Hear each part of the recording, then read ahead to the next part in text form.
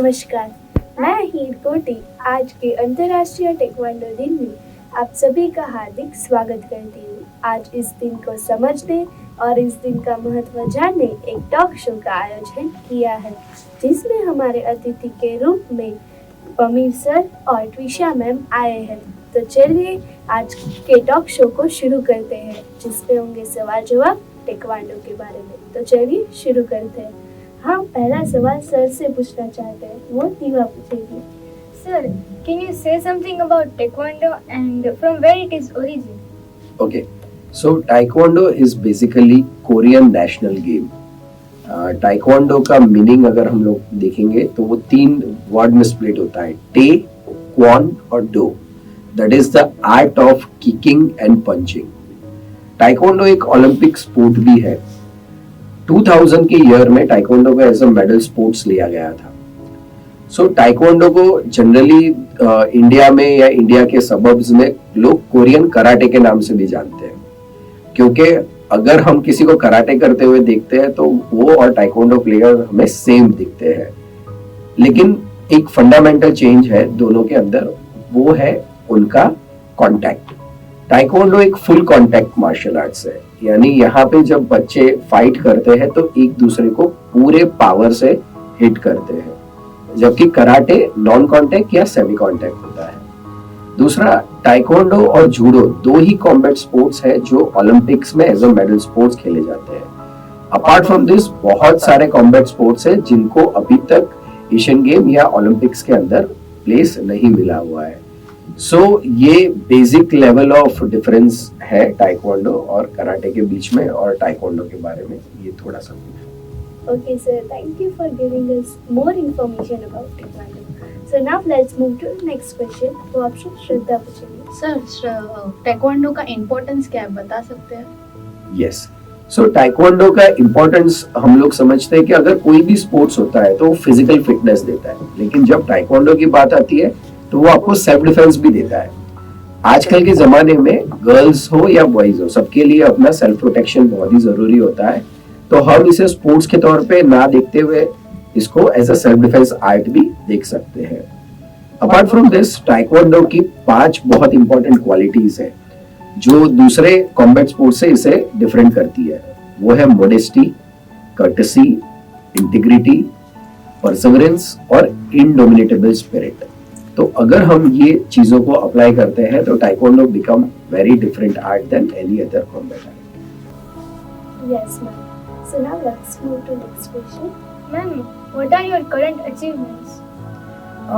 Basically अभी मैं world championship में इंडिया को रिप्रेजेंट करके आई हूँ. उससे पहले मैंने इंडिया को बहुत सारे मेडल दिए इंटरनेशनल प्लेटफॉर्म्स पे, जैसे मेरा 10th जूनियर एशियन चैम्पियनशिप में ब्रोंज मेडल था, और मैं इंडिया से पूरी टीम में अकेली फीमेल थी जिसका मेडल था. उससे पहले भी मैंने गुजरात के लिए बहुत सारे नेशनल मेडल्स भी जीते हुए हैं, और अभी मैं एशियन गेम्स का ट्रायल का प्रिपरेशन कर रही हूँ. Okay, ma'am. Your achievements are so good. So now let's move to next question. Sir, any advice to our today's generation in Taekwondo? Yes, मेरा एडवाइस यही है कि आप टाइकोंडो अगर आप प्रैक्टिस कर रहे हो तो उसको हार और जीत से मत कंपेयर करो. मेडल्स आए तो आप अच्छे हो और मेडल्स नहीं आए तो आप अच्छा नहीं कर रहे हो, वैसा आपका कभी भी थिंकिंग नहीं होना चाहिए. टाइकोंडो एक ऑनगोइंग प्रोसेस है. आप एवरी डे करते रहो. हो सकता है साल भर में, 2 साल में, 3 साल में कभी भी आपको रिजल्ट मिलेगा. सो consistency and self trust is most important. Sir, this was such an inspiration advice for today's generation. So now let's move to next question. Ma'am, would you like to give one message to parents?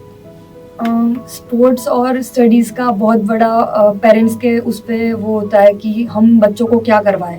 आजकल के parents है जो studies पे ज़्यादा focus करने को बोलते हैं स्पोर्ट्स से तुम अपना करियर नहीं बना सकते, आप सिर्फ स्टडीज़ करो, उससे ही आप आगे बढ़ सकते हो. पर ऐसा नहीं होता. आप दोनों चीज़ मैनेज कर सकते हो, और कोई होते हैं जो स्टडीज़ में अच्छे नहीं होते पर स्पोर्ट्स में बहुत ही अच्छे होते हैं. इंडिया में बहुत सारे एग्जाम्पल्स है, बहुत सारे स्पोर्ट्स पर्सन है जो स्टडीज़ में इतने अच्छे नहीं थे पर स्पोर्ट्स में उन्होंने बहुत अच्छा किया और आज वो अच्छी लाइफस्टाइल जी रहे हैं. तो मैं पेरेंट्स को यही बोलना चाहूँगी कि अगर आपका बच्चा जाना चाहता है कोई स्पोर्ट्स में तो आप उनको सपोर्ट करो, उनको आप मोटिवेट करो कि नहीं तू जा, हम तेरे साथ है। अगर पेरेंट्स उनका साथ देंगे तो वो जो करना चाहते हैं उससे बेटर कर सकते हैं। तो पेरेंट्स आप अपने बच्चों को फोर्स मत करो कि स्टडीज, स्पोर्ट्स में भी बहुत कुछ हो सकता है। Yes, ma'am. All parents should understand these things. Sir लड़कियों के लिए टेक्वांडो कितना जरूरी है?